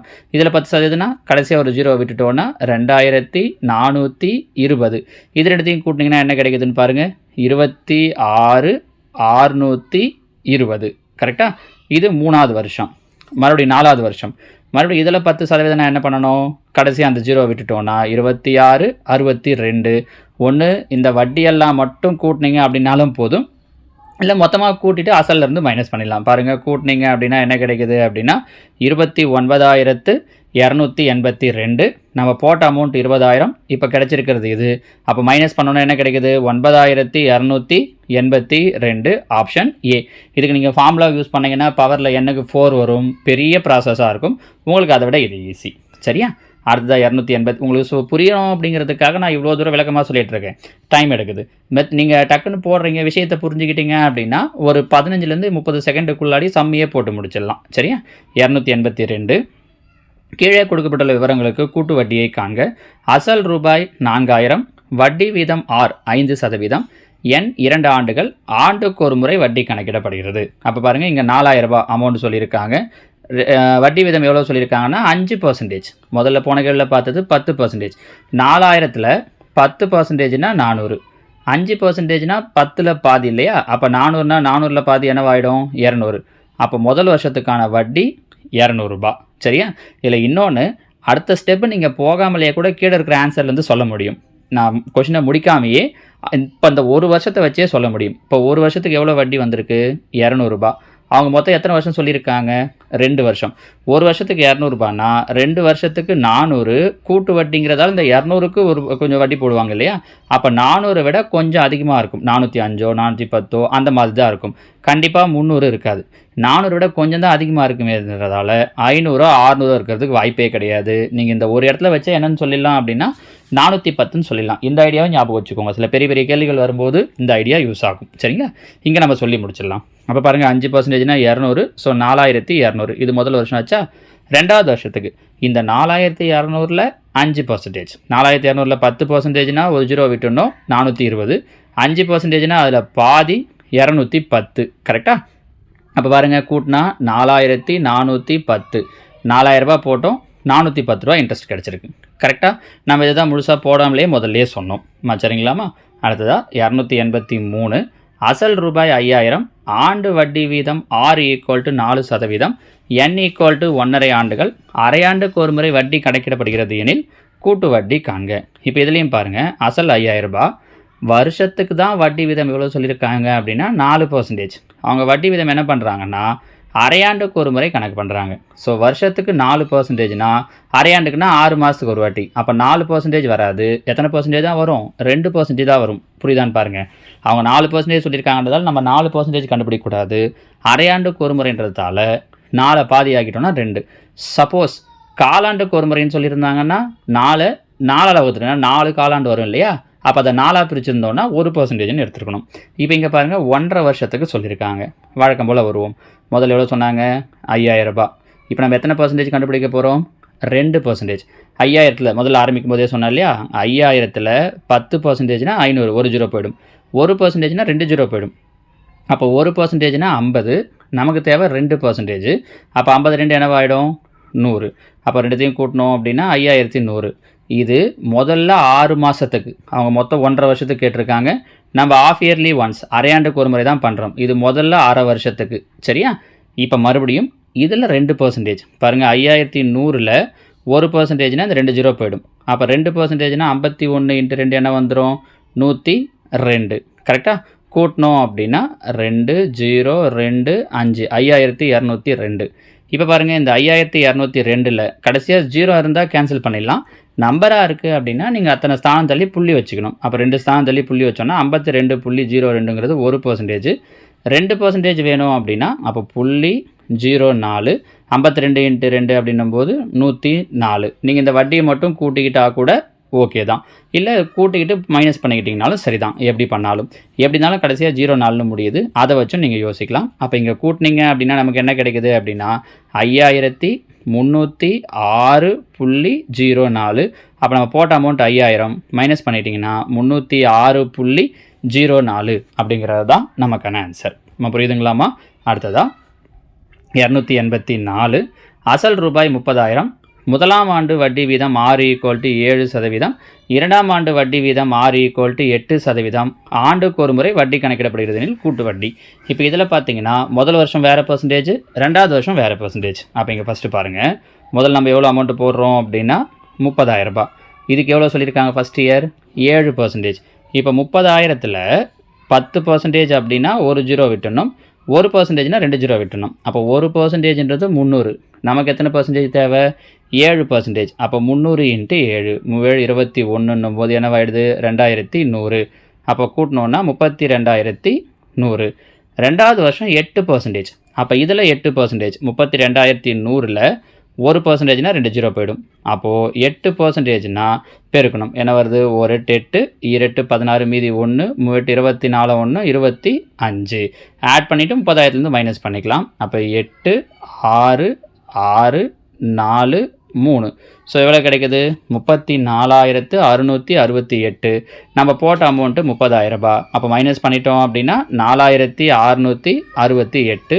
டி தான் ஆன்சர். சரிங்களா? அடுத்ததாக 285, ஒரு இருசக்கர வாகனம் ஒன்றின் விலை 2 ஆண்டுகளுக்கு முன் ரூபாய் 70,000 இருந்தது. அதன் மதிப்பு ஆண்டுதோறும் 4% வீதம் குறைகிறது. அதன் தற்போதைய மதிப்பை காண்க. இதுவும் அதே மெத்தடில் பண்ணலாம். முதல்ல அமௌண்ட் எவ்வளோ இருந்திருக்கு அப்படின்னா 70,000 ரூபாய். வருஷம் 4% குறையுது. 70,000த்தில் 1%னா 2 ஜீரோ விட்டுணும். அப்போ 700. 4%னா 4 7 28. அப்போ 2,800. இங்கே பாருங்கள் விலை வந்து குறையுதுன்னு சொல்லியிருக்காங்க. நம்ம இவ்வளோ நேரமாக பார்த்ததெல்லாம் அதிகமாகிட்டு வந்தோம். கரெக்டாக? இங்கேயும் ப்ளஸ் பண்ணுற போகிறீங்க. விலை குறையுதுன்னும் போது என்ன பண்ணணும்? மைனஸ் பண்ணணும். அப்போ இதை மைனஸ் பண்ணிங்கன்னா என்ன கிடைக்குது? 67,200. மறுபடியும் அடுத்த வருஷம் இதில் 67,200ல் 1%னா 672. இதில் 4% அப்படின்னும் போது என்ன பண்ணணும், 4ஆல் பெருக்கணும். அப்போ 4ஆல் பெருக்கணும்னா 2688. இது ரெண்டுத்தையும் மைனஸ் பண்ணணும் கரெக்டாக, ஏன்னா விலை வந்து குறையுது. அப்போ மைனஸ் பண்ணோன்னா 64,512. 2 வருஷங்கிறதால இதோட நிறுத்துறோம். 3வது வருஷம் கேட்டிருந்தாங்க அப்படின்னா திரும்ப இதே மாதிரி இதில் நம்ம 4% கண்டுபிடிச்சிருக்கணும். சரியா? So answer 64,512 option A. சரிங்களாமா? 286வது கேள்வி. ரூபாய் 3200க்கு 2.5% ஆண்டு வட்டியில் ஆண்டுக்கு ஒரு முறை வட்டி கணக்கிடப்படும் முறையில் 2 ஆண்டுகளுக்கு கிடைக்கும் கூட்டு வட்டியை காண்க. இதில் பாருங்கள் அமௌண்ட் எவ்வளோ சொல்லியிருக்காங்க அப்படின்னா 3200 ரூபாய். வட்டி வீதம் எவ்வளோ கொடுத்துருக்காங்க அப்படின்னா 2.5%. இப்போ 3200ல் 10%னா 320. இது நமக்கு நல்லா தெரியும். 5%னா அதில் பாதி 160. அப்போ 2.5%னா அதுலேயும் பாதி 80. ஸோ முதல் வருஷம் இதுக்கான வட்டி எவ்வளோ கிடைக்கும் அப்படின்னா 80 ரூபாய். ரெண்டுத்தையும் சேர்த்தோம் அப்படின்னா 3280. அடுத்த வருஷத்துக்கு அதே மாதிரி 2.5%. இதில் பாருங்கள் 3280ல் 10% அப்படின்னா 328. 5%னா அதில் பாதி 164. 2.5%னா அதுலேயும் பாதி 82. அப்போ 2வது வருஷத்துக்கான வட்டி எவ்வளோ அப்படின்னா 82 ரூபாய். நீங்கள் இது ரெண்டுத்தையும் கூட அப்படியே கூட்டிக்கலாம். இது ஒரு 80, இது ஒரு 82 கூட்டினோம் அப்படின்னா 162 ரூபாய் தான் 2 வருஷத்தில் அதுக்கு கிடைக்கக்கூடிய கூட்டு வட்டி. நம்ம புரியுதுங்களா? இது ஃபார்முலாவாக இல்லாமல் அந்த 2.5% ஈஸியாக கண்டுபிடிக்க தெரிஞ்சால் நம்ம போகிறதுக்கான மெத்தட். அடுத்ததாக 287 ரூபாய் 4000க்கு 10% ஆண்டு வட்டியில் ஆண்டுக்கு ஒரு முறை வட்டி கணக்கிடப்படும் முறையில் 2.5 ஆண்டுகளுக்கு கிடைக்கும் கூட்டு வட்டியை காண்க. இப்போ நம்ம சொல்லிட்டு இருக்கிறது எதுவுமே ஃபார்முலாவை பேஸ் பண்ணி சொல்லலை. ஃபார்முலா இல்லாமல் எப்படி போகிறது அப்படிங்கிறத சொல்கிறோம். இதில் இன்னும் நிறைய ஈஸியான மெத்தட்லாம் இருக்குது. அதை நான் உங்களுக்கு லாஸ்ட் இயர் 2023 டிஎன்பிஎஸ்சியில் கேட்ட கூட்டு வட்டிக்கான கொஷின்ஸ் இருக்குது இல்லையா, அது ஒரு 40 கேள்விகள் இருக்குது. அதை தனியாக எடுத்து வச்சுருக்கேன்.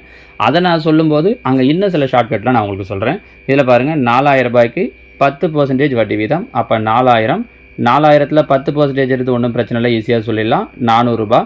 அப்போ 4000 ஒரு 400 சேர்த்தோம் அப்படின்னா 4400. மறுபடியும் இதுக்கு 10% 2வது வருஷம் அப்படின்னும் போது 440. இதெடுத்தையும் சேர்த்தோம் அப்படின்னா 4840. அவங்க மொத்தம் எத்தனை வருஷம் சொல்லியிருக்காங்க அப்படின்னா 2.5 வருஷம். அரைன்னு வரும்போது வருஷத்துக்கு தான் 10%. இது அரை வருஷம் அப்படின்னும் போது 6 மாதம் தான்.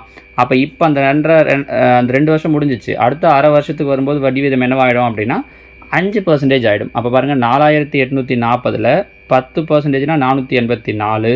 நமக்கு இப்போ அரை வருஷத்துக்கு தான் கண்டுபிடிக்க போகிறோம். அப்போ அதில் பாதி தான் தேவை. அப்போ எவ்வளோ தான் வரும் அப்படின்னா அதில் பாதி 242 ரூபா தான் வட்டி. சரிங்களா? நீங்கள் மொத்த தொகை கண்டுபிடிச்சிட்டோம் 4000 கழிச்சிக்கலாம். இல்லை இந்த 3 அமௌண்ட்டையும் ஆட் பண்ணிங்க அப்படின்னாலும் சரி தான். மொத்த தொகை கண்டுபிடிச்சிங்கன்னா 2805.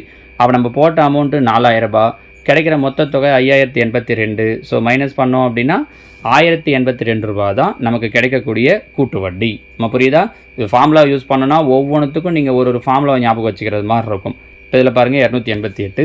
ஓர் அசலானது 2 ஆண்டுகளில் ஆண்டுக்கு 4% கூட்டு வட்டியில் ரூபாய் 2028 ஆகிறது எனில் அசலை காண்க. வருஷத்துக்கு 4% கூட்டு வட்டி.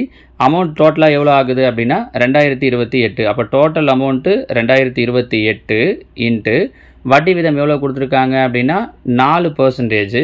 அதனால் நம்ம என்ன பண்ணுறோம் அப்படின்னா மேலே 100/104. ஏன்னா 100 கூட 4 கூட்டினா 104 இன்ட்டு 2 வருஷம் அப்படிங்கிறதால இன்னொரு 100/104.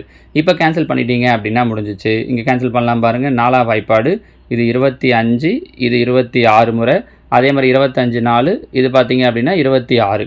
இப்போ 2028 26க்கும் கேன்சல் பண்ணுறோம் அப்படின்னா 2ஆம் வாய்ப்பாடு 13 2. இங்கே 1 0 1 4. இங்கே மறுபடியும் அதே மாதிரி பாருங்கள் 13ஆம் வாய்ப்பாடு. இங்கே I2 10 1 2ஆம் வாய்ப்பாட்டில் வராது. 0 வச்சுக்கிட்டு 7 2 14. 13ஆம் வாய்ப்பாடு 1 13 13 13 39. மீதி பார்த்தீங்கன்னா 11. அப்போ 9 13. மறுபடியும் 1 13 13 13 39. ஸோ மீதி இருக்கிறது 25 × 25 625 இன்ட்டு இங்கே என்ன இருக்குது அப்படின்னா 3. அப்போ 625 3 பெருக்கிறோம் அப்படின்னா 1875 கிடைக்கும். So option C 1875. சரிங்களாமா? இது என்ன அப்படின்னா ஒன்றும் இல்லை, நம்ம அந்த ஃபார்முலா படி சொல்லணும் அப்படின்னா மொத்த தொகை இங்கே வரும் P × 1 + R/100 whole power n போடுவோம். கரெக்டாக? அதுதான் நம்ம இந்த மாதிரி ஃபார்முலாவாக போடாமல் என்ன பண்ணிட்டோம்னா மொத்த தொகை கேட்டுட்டு அசல் கேட்குறப்ப அந்த மொத்த தொகை என்ன சொன்னாங்களோ அது இன்ட்டு 100 பை அவங்க எவ்வளோ பர்சன்டேஜ் வட்டி சொல்கிறாங்களோ அதை 100 கூட ஆட் பண்ணிவிட்டு 100 பை 4%னா 104, 5%னா 105 அந்த மாதிரி. இதுக்கு இன்னொரு ஈஸியான வழி இருக்குது. இந்த இடத்துல அதை சொல்லி நான் கன்ஃபியூஸ் பண்ண வேண்டாம்னு பார்க்குறேன். அந்த 2023க்கான மேத்ஸ் கொஷின் சொல்ல இல்லைங்களா, அதில் சொல்லும்போது ஒட்டு மொத்தமாக அங்கே ஒரு 40 கேள்வி இருக்கிறதால அங்கே மொத்தமாக சேர்த்து வச்சு அந்த ஐடியா சொன்னால் ஈஸியாக இருக்கும்னு நினைக்கிறேன். நான் அந்த இடத்துல உங்களுக்கு அந்த ஐடியாவை சொல்கிறேன். இங்கே இதை தெரிஞ்சு வச்சுக்கோங்க. சரியா? 289 பாருங்கள். 13.1/3% ஆண்டு வட்டியில் அரையாண்டுக்கு ஒரு முறை வட்டி கணக்கிடப்பட்டால் எத்தனை ஆண்டுகளில் ரூபாய் 3375 ஆனது ரூபாய் 4096 மாறும்? இது பார்த்தீங்கன்னா வருஷத்துக்கு 13.1/3%. 13.1/3 இதை பின்னமாக மாத்திரம் 39 + 1 40/3 இது வருஷத்துக்கு. ஆனால் அவங்க என்ன சொல்கிறாங்கன்னா அரையாண்டுக்கு ஒரு முறை. அரையாண்டுக்கு ஒரு முறைனா பையில் ஒரு 2, ஏன்னா பாதி ஆக்கணும். அப்போ 1 2 2 4 20/3. ஸோ 6 மாதத்துக்கு ஒரு வாட்டி வட்டின்னும் போது என்னவாயிடுது அப்படின்னா 20/3% ஆகிடுது. எத்தனை ஆண்டுகளில் இந்த அமௌண்ட்டாக மாறும்ட்டு இங்கே நீங்கள் ஃபார்முலா யூஸ் பண்ணிங்கன்னா கொஞ்சம் புரிஞ்சிக்கிறதுக்கு ஈஸியாக இருக்கும். A = P × 1 + R/100 இப்போ நம்ம 6 மாதன்றதையே ஒரு இதுவாக வருஷமாக கணக்கெடுத்துக்கிறோம். மொத்த தொகை பார்த்தீங்க அப்படின்னா எவ்வளோ சொல்லியிருக்காங்கன்னா 4096. இங்கே இருக்கிற P அசலை இந்த பக்கம் டிவைடில் கொண்டு வந்துடுறேன். 3375. இந்த பக்கம் பாருங்கள் 1 + R/100. 1 + ஆருடைய வேல்யூ தான் அதை சொல்லியிருக்கோம் 20/3/100. கரெக்டாக? அப்போ 20 20 20 100. இந்த 3 கீழே வந்துருச்சுன்னா 1 + 1/35 15. அப்போ 1 5 5 15 + 1 16. அப்போ இந்த பக்கம் என்னவாயிடும் அப்படின்னா 16/15 ஹோல் பவரில் என்ன நிற்கும் அப்படின்னா n நிற்கும். இப்போ இந்த 4096/3335 எப்படி எழுதலாம் அப்படின்னா 4096ங்கிறத 16 கியூப்னு எழுதலாம். 3335ங்கிறத 15 கியூப்னு எழுதலாம். So 16/15 whole cube. இங்கேயும் 16/15 பாருங்கள். அடிமானம் சமமாக இருக்கிறதால அடுக்க சமப்படுத்தலாம். n = 3. 3ங்கிறதால 3 ஆன்சர் கிடையாது, நல்லா ஞாபகம் வச்சுக்கோங்க. இப்போ நம்ம போட்டுட்ருக்கிறது 6 மாதத்துக்கு ஒரு வாட்டி. இப்போ இந்த எண்ணுக்கு என்ன அர்த்தம் அப்படின்னு பார்த்தீங்கன்னா 3 6 மாதம்னு அர்த்தம். 3 6 மாதம்னா என்ன அர்த்தம்? 1.5 வருஷம். அப்போ அந்த தொகை எத்தனை வருஷத்தில் கிடைக்கும் அப்படின்னா 1.5 ஆண்டுகளில் கிடைக்கும். Option D. சரிங்களா? அடுத்ததாக கேள்வி எண் 290. 1 2 மற்றும் 3ஆம் ஆண்டுகளுக்கான வட்டி வீதங்கள் முறையே 15%, 20%, 25% எனில் ரூபாய் 15,000க்கு 3 ஆண்டுகளுக்கு கிடைக்கும் கூட்டு வட்டியை காண்க. ஸோ அமௌண்ட்டு பாருங்கள், மொத்தமாக 15,000. முதல் வருஷம் எவ்வளோ வட்டி வீதம் அப்படின்னா 15%. ஸோ 15,000ல் 10%னா 1,500, 5%னா அதில் பாதி 750. ஸோ ரெண்டுத்தையும் சேர்க்குறோம் அப்படின்னா 2,250. இது முதல் வருஷத்துக்கான வட்டி. ஸோ மொத்த தொகை என்னவாகுது அப்படின்னு பார்த்தீங்கன்னா 17,250 ஆகுதா? அடுத்து 2வது வருஷம் வட்டி எவ்வளோ அப்படின்னு பார்த்தீங்கன்னா 20%. ஸோ இதில் 10%ன்னு பார்த்தீங்க அப்படின்னா 1,725. 20%னா × 2. கரெக்டாக 2 வாட்டி. அப்போ என்னவாகும் 3,450 ஆகும். கரெக்டாமா? இது 2வது வருஷத்துக்கு. இது ரெண்டுத்தையும் ஆட் பண்ணுறோம் அப்படின்னா 20,700. 3வது வருஷம் எவ்வளோ வட்டினா 25%.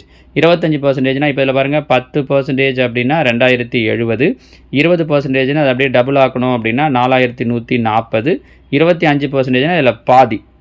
அப்போ இதில் பாதினா என்னவாயிடும் 1,035. ஸோ மொத்தமாக ஆட் பண்ணோம் அப்படின்னா எவ்வளோ கிடைக்குது அப்படின்னா 5,175 ரூபா 3வது வருஷத்துக்கான வட்டி. கரெக்டாக? அவங்க கேட்குறதுக்கு கூட்டு வட்டி தான். ஸோ இந்த 3 அமௌண்ட்டை மட்டும் ஆட் பண்ணிக்கிட்டீங்க அப்படின்னாலும் சரி தான், இல்லை மொத்த தொகையை கண்டுபிடிச்சி மைனஸ் பண்ணிங்கனாலும் சரி தான். மொத்த தொகை கண்டுபிடிச்சிங்கன்னா 25,875. நம்ம போட்ட அமௌண்ட்டு பார்த்தீங்கன்னா 15,000. அப்போலேருந்து மைனஸ் பண்ணிங்க அப்படின்னா 10,875ங்கிறது தான் 3 வருஷத்தில் கிடைக்கக்கூடிய வட்டி தொகை. Option A. புரியுதுங்களா? பாருங்கள் 291. 20 அடி நீளமுள்ள ஏணி தரையிலிருந்து 16 அடி உயரத்தில் சுவரினை தொடுமாறு சாய்த்து வைக்கப்பட்டுள்ளது எனில் சுவரிலிருந்து ஏணியின் அடிப்பகுதியானது எவ்வளவு தூரத்தில் உள்ளது? ஆக்சுவலி அது ரொம்ப பேசிக்கான கொஷின் தான். ஆனால் அவங்க என்ன சொல்கிறாங்கன்னு மட்டும் புரிஞ்சுக்கிட்டால் போதும். ஒரு இது பாருங்கள், இது சுவர், இது தரை. இங்கே என்ன பண்ணுறோம் அப்படின்னா ஒரு ஏணியை சாய்ச்சி வச்சுருக்கோம். இப்படி ஒரு ஏணின்னு வச்சுக்கோங்களேன். ஏணியை சாய்ச்சி வச்சுருக்கோம். ஏணியுடைய நீளம் எவ்வளோ கொடுத்துருக்காங்கன்னா 20 அடி. இது சுவரை தொடுது பார்த்தீங்களா? எவ்வளோ ஹைட்டில் தொடுது அப்படின்னா 16 அடி ஹைட்டில் தொடுது. அப்படின்னா தரையிலிருந்து எவ்வளோ டிஸ்டன்ஸில் இருக்கும் அப்படிங்கிறது தான் இந்த கொஷின். சரிங்களா? இதில் சுவரிலிருந்து ஏணியின் அடிப்படையானது எவ்வளோ தூரத்தில் உள்ளது இது. இப்போ பார்த்தீங்கன்னா இது ஒரு செங்கோண முக்கோணம், சுவர் தரை அப்படிங்கிறதால நம்ம கண்டுபிடிக்க வேண்டியது இந்த பக்கம். செங்கோணத்துக்கு எதிரில் இருக்கிறது தான் என்னவா இருக்கும் அப்படின்னு பார்த்தீங்கன்னா கர்ணம். நம்ம ஏற்கனவே அந்த ட்ரிக்னாமெட்ரிக்கான வீடியோ சொல்லும்போது அதில் இந்த விஷயத்தெல்லாம் சொல்லியிருக்கோம். கரெக்டாக? அப்போது ஃபார்முலா என்ன? கர்ணம் ஸ்கொயர் ஈக்குவல் டு பக்கம் ஸ்கொயர் ப்ளஸ் பக்கம் ஸ்கொயர் அப்படிங்கிறது தான் பிதாகரஸ் தேற்றம். அப்போ இது கர்ணம் 20. ஸோ 20 ஸ்கொயர் பண்ணோம் அப்படின்னா 400 ஈக்குவல் டு பக்கம் ஸ்கொயர். நமக்கு ஒரு பக்கம் தெரியும், இன்னொரு பக்கம் தான் வேணுன்றதால இதை இந்த பக்கம் கொண்டு வந்துட்டோன்னா 16 ஸ்கொயர். 16 ஸ்கொயர் பண்ணோம் அப்படின்னா 256. அப்போ 400ல் 256 போயிடுச்சு அப்படின்னா 144. 144ங்கிறது எதோட ஸ்கொயர்னு பார்க்குறோம்? 12 square. So answer option B 12. சரிங்களா? ரொம்ப பேசிக்கான ஒரு இதுதான். இந்த பிதாகரஸ் தேற்றம் தெரிஞ்சிருந்தது அப்படின்னா முடிஞ்சிச்சு. சரிங்களா? அடுத்ததாக 292.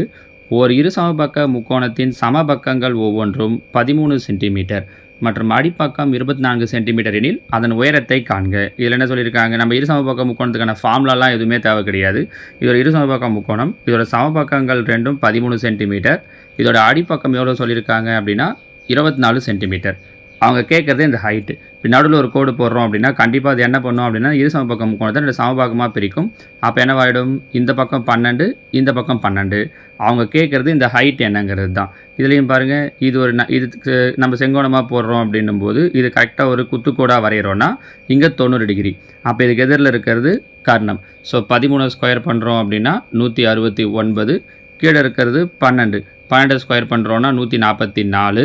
169 144 மைனஸ் பண்ணுறோம் அப்படின்னா 25. 25ங்கிறது எதோட ஸ்கொயர் அப்படின்னு பார்த்தோன்னா 5ஓட ஸ்கொயர். அப்போ இந்த ஹைட் என்னவாக இருக்கும் அப்படின்னா 5 சென்டிமீட்டர். Option C. ரொம்ப சிம்பிள் பாருங்கள். 24 வச்சு யோசிச்சோன்னா முடியாது. ஓகேவா? அடுத்ததாக 293. 12 சென்டிமீட்டர் மற்றும் 16 சென்டிமீட்டர் பக்க அளவுகளை கொண்ட ஒரு செங்கோண முக்கோணத்தின் கர்ணம். இதில் நேரடியாகவே கர்ணம் கேட்டாங்க. அப்போ 12 ஸ்கொயர் பண்ணோம் அப்படின்னா 144. 16 ஸ்கொயர் பண்ணோம் அப்படின்னா 256. ரெண்டுத்தையும் ஆட் பண்ணுறோம் அப்படின்னா 400. 400ங்கிறது எதோட ஸ்கொயர் அப்படின்னு பார்க்குறோம்? 20ஓட ஸ்கொயர். ஸோ அதோட கர்ணம் என்னவாக இருக்கும்னா 20 சென்டிமீட்டர். சரியா? அடுத்ததாக 294. நீளம் 21 சென்டிமீட்டர் மற்றும் மூளை விட்டம் 29 சென்டிமீட்டர் அளவுடைய ஒரு செவ்வகத்தின் பரப்பளவு. ஒரு செவ்வகம் இருக்குது, இதோட நீளம் கொடுத்துட்டாங்க 21 சென்டிமீட்டர், மூளை விட்டம் கொடுத்துட்டாங்க 29 சென்டிமீட்டர், பரப்பளவு கேட்குறாங்க. செவ்வகத்தினுடைய பரப்பளவுக்கான ஃபார்முலா தெரியும், L/B. நம்ம இது ரெண்டுத்தையும் மல்டிப்ளை பண்ண முடியாது. கரெக்டாக? அப்போ நீளம் அகலம் தேவை. அப்போ பாருங்கள், இங்கே 90 டிகிரி, இது கர்ணம், இது ஒரு பக்கம், அப்போ இன்னொரு பக்கம் தேவை. ஸோ 29 ஸ்கொயர் பண்ணுறோம். 29 ஸ்கொயர் பண்ணோம் அப்படின்னா 841. ஒரு பக்கம் 21. 21 ஸ்கொயர் பண்ணால் 441. ரெண்டுத்தையும் மைனஸ் பண்ணுறோம் அப்படின்னா 400. 400 எதோட ஸ்கொயர்னு பார்த்தோன்னா 20ஓட ஸ்கொயர். அப்போ இந்த பக்கம் என்னவாயிடும்னா 20 ஆகிடும். ஸோ நீளம் 20. நீளம் 20. நீளம் 21. நீளம் அவங்களே கொடுத்துட்டாங்க. மாற்றினாலும் ஒன்றும் பிரச்சனை இல்லை. நீளம் 21 அவங்களே கொடுத்துட்டாங்க. நம்ம கண்டுபிடிச்சிருக்கிற அகலம் தான் 20. அப்போ 21 பெருக்கல் 20. 21 20 பெருக்கிறோம் அப்படின்னா 420. ஸோ அந்த சதுரத்தினுடைய அந்த செவ்வகத்தினுடைய பரப்பளவு 420 சென்டிமீட்டர் ஸ்கொயர். சில நேரம் நம்ம என்ன பண்ணுறோம்னா இந்த 21 20 29 அப்படியே மல்டிப்ளை பண்ணுறோம். அவங்க இங்கே அகலம் கொடுக்கல, மூளை விட்டம் கொடுத்துருக்காங்க. ஸோ நம்ம அகலம் கண்டுபிடிச்சிட்டு அதுக்கப்புறம் மல்டிப்ளை பண்ணணும். சரிங்களாமா? அடுத்ததாக 295. ஒரு செங்கோண முக்கோணத்தின் பக்கங்களின் விகிதம் 5:12:13 மற்றும் அதன் சுற்றளவு 120 அலகுகள் எனில் அதன் பக்கங்கள். பாருங்கள், விகிதம் கொடுத்துருந்தாங்கன்னா இன்னும் ரொம்ப ஈஸி. முதல் நம்பர் 5ஆம் வாய்ப்பாட்டில் வரணும். இது வருது, இது வருது, 36. இது வராது, இது வருது. ரெண்டாவது நம்பர் 12ஆம் வாய்ப்பாட்டில் வரணும். 32 36, 12 24, 4 12 48 வருது. இதில் இன்னொரு விஷயத்தை யூஸ் பண்ணி கூட நீங்கள் கண்டுபிடிக்கலாம். இங்கே பார்த்தீங்கன்னா இந்த முதல் நம்பர் 5, இப்போ நான் 13 வருதுன்னு வச்சுக்கோங்களேன். இங்கே 13, 59 13ஆம் வாய்ப்பாட்டில் வராது, 52 வரும், 526 வராது. எப்படி 526 வராதுன்னா மொத்தமே அவங்க கூட்டினாலே 120 தான் கொடுத்துருக்காங்க சுற்றளவு. இங்கே ரொம்ப அதிகமாக போகுதுன்றதால இது வராது. சரிங்களா? So answer option D. இப்படி ஒன்று கண்டுபிடிக்கலாம். இன்னொன்று என்ன அப்படின்னு சொல்லி பார்த்தீங்கன்னா இந்த 3 ஆன்சர் வந்துடுச்சு. இது கிடையாதுன்னு முதல்ல முடிவு பண்ணிட்டோம், ஏன்னா 5ஆம் வாய்ப்பாட்டில் வரலன்ட்டு. இங்கே பார்த்தீங்கன்னா I5 25. அப்போ 12 என்ன வந்திருக்கணும்னா 60ன்னு வந்திருக்கணும். அப்படி கிடையாது. இங்கே பார்த்தீங்கன்னா I2 10. அப்போ 12 24, 12 36ன்னு வந்திருக்கணும். அப்போ இது கிடையாது. I4 20, 12 48, 13×52. அப்போ இதுதான் ஆன்சர். ஸோ எந்த ஐடியாவை யூஸ் பண்ணிங்கனாலும் ஓகே தான். அவங்க ரேஷியோவை யூஸ் பண்ணி கொடுத்துட்றாங்க அப்படின்னாலே ரொம்ப எளிமையாக நம்மளால் போட்டுற முடியும். சரிங்களாமா? சில பாருங்கள், 296வது கேள்வி. ரித்திகா என்பவர் 25 அங்குலம் திரை கொண்ட ஓர் LED தொலைக்காட்சியினை வாங்குகிறார். அதன் உயரம் 7 அங்குலம் எனில் திரையின் அகலம் என்ன? இது ஒரு டிஃப்ரெண்டான கொஷின், ஆனால் ரொம்ப ஈஸியானது தான். பிதாகரஸ் தேற்றத்தை யூஸ் பண்ணி போட போகிறோம். இது ஒரு LED டிவி, 25 அங்குலம் திரை அப்படின்னா என்ன அர்த்தம்னா, இந்த கிராஸில் மூளை விட்டு இருக்குது பாருங்கள், இதை தான் எவ்வளோ இன்ச்சுன்னு சொல்கிறது. அப்போ இதோட இன்ச்சு எவ்வளோ அப்படின்னு சொல்லி பார்த்தோன்னா 25. இதோட ஹைட் எவ்வளோ சொல்லியிருக்காங்க, உயரம் பார்த்தீங்கன்னா 7 அங்குலம். இதோ இருக்கு இல்லையா, இது 7 அங்குலம். அப்போ அதோடைய அகலம் அப்படிங்கிறது தான் இந்த அடிப்பக்கம், இது எவ்வளோங்கிறது தான் கொஷின். இதை கவனித்து பார்த்தீங்கன்னா தெரியும், இது ஒரு செங்கோண முக்கோணம். இங்கே 25, இங்கே 7, இந்த பக்கம் என்னன்னு கேட்டிருக்காங்க. அப்போ இது 90 டிகிரி. நேற்று நம்ம கொஷினில் பார்த்தோம் பாருங்கள், அதே மாதிரி 25 ஸ்கொயர் பண்ணோம் அப்படின்னா 625, 7 ஸ்கொயர் பண்ணோன்னா 49, 625லேருந்து 49 மைனஸ் பண்ணோம் அப்படின்னா 576. 576ங்கிறது எதனுடைய ஸ்கொயர்னா 24ஓட ஸ்கொயர். அப்போ அந்த டிவியுடைய அகலம் என்னவாக இருக்கும் அப்படின்னா 24 அங்குலம். Option C. சரியா? அடுத்ததாக கேள்வி எண் 297. கலை 168 மில்லிமீட்டர் மற்றும் 196 மில்லிமீட்டர் அளவுள்ள காகிதத்தாளை தன்னால் முடிந்த அளவு மிகப்பெரிய அளவில் சமமான சதுரங்களாக வெட்ட விரும்புகிறார் எனில் அவர் வெட்டிய மிகப்பெரிய சதுரத்தின் பக்க அளவு என்ன? ஒன்றும் இல்லை, இந்த மாதிரி மிகப்பெரிய அப்படின்னு கேட்குறாங்கனால என்ன கண்டுபிடிக்க சொல்லியிருக்கோம்னா HCF. அப்போ இந்த ரெண்டு நம்பருக்கும் HCF கண்டுபிடிக்கணும். 168, 196 ரெண்டுமே முதல்ல 2ஆம் வாய்ப்பாட்டில் போடாலும் சரிதான், இல்லை டைரெக்டாக 4ஆம் வாய்ப்பாட்டில் வரும்னா 4ல் கூட போடலாம். நன்னாங்க 16, ஈர்னாங்க 8, நன்னாங்க 16, மீதி 3, 9 நாங்க 36. மறுபடியும் 2 7ஆம் வாய்ப்பாட்டில் வரும் பாருங்கள். 6 42, 7 49. இதுக்கு மேலே எந்த பொதுவான வாய்ப்பாட்டிலையும் வராது. அப்போ 4 7 பெருக்கணும்னா 4 7 28. Option A. சரியா? HCF கண்டுபிடிக்கணும் அப்படிங்கிற அந்த ஐடியா தெரியணும், அது தெரிஞ்சதுன்னா போட்டுருவீங்க. சரியா? அடுத்ததாக கேள்வி 298. 675 உடன் எந்த மிகச்சிறிய எண்ணை பெருக்கினால் ஒரு முழு கன எண்ணை பெறலாம்? பாருங்கள், 675. இது எந்தெந்த நம்பரெல்லாம் டிவைட் ஆகும்னு பார்க்குறேன். 5ஆம் வாய்ப்பாடு, 1 5 5, மீதி 1, 3 5 5, மீதி 2, 5 25. மீண்டும் 5ஆம் வாய்ப்பாடு, 2 5 10, மீதி 3, 7 5 35.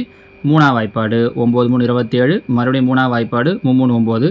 3 முறை 3 வந்துடுச்சு. ஏன் 3 முறை சொல்கிறோம் அப்படின்னா கன எண்ணுன்னு கேட்டிருக்காங்க. 3 முறை அதே மாதிரி 5 வந்திருக்கணும், ஆனால் 2 முறை தான் 5 வந்திருக்கு.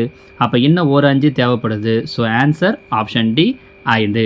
சப்போஸ் இங்கே பெருக்கினால்னு கேட்கவே இன்னும் ஒரு 5 தேவைப்படுது, ஒரு 5 சேர்த்துக்கிறோம்.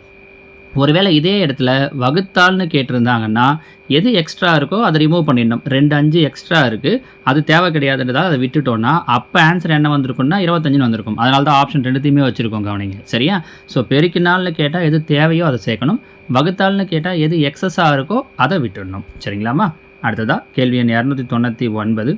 ஒரு சதுர டெசிமீட்டர் பரப்பு கொண்ட 225 சதுர வடிவிலான நிறத்திட்டு ஓடுகள் முறையே ஒரு சதுர வடிவிலான தாழ்வாரத்தை முழுவதுமாக நிரப்புகின்றன எனில் சதுர வடிவிலான தாழ்வாரத்தின் பக்கம் ஒவ்வொன்றின் நீளம் என்னவாக இருக்கும்? கேள்வி இவ்வளோ பெருசு இருக்கே அப்படின்னு பார்க்காதீங்க. கொஷின் என்ன சொல்லியிருக்காங்கன்னா 225 சதுர வடிவிலான ஓடு. 225 அப்படிங்கிறது எதோட ஸ்கொயர்னு பார்த்தீங்கன்னா போதும் 15ஓட ஸ்கொயர். கரெக்டாக?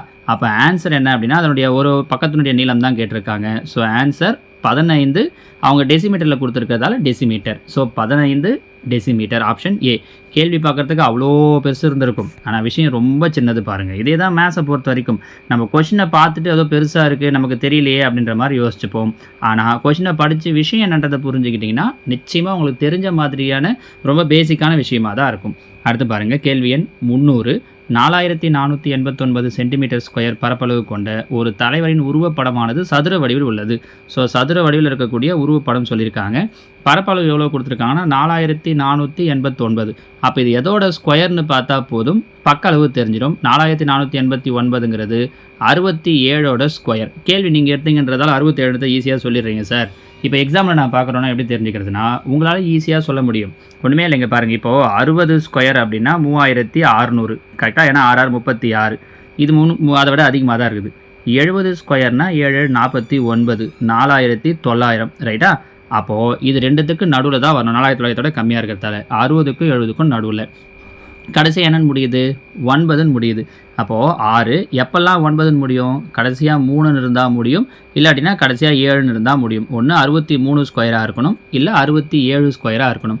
நமக்கு தெரியும் 65 ஸ்கொயர் அப்படின்னா 6 7 42, 4225. இது பாருங்கள், இது அதை விட அதிகமாக இருக்குது. அப்போ கண்டிப்பாக 63 கிடையாது. எதோட ஸ்கொயர்னால் 67 ஸ்கொயர் இப்படிங்கிற முடிவுக்கு வரலாம். இது நான் சொல்கிறேன்றதால இவ்வளோ பெருசு வர்றது மாதிரி இருக்குது.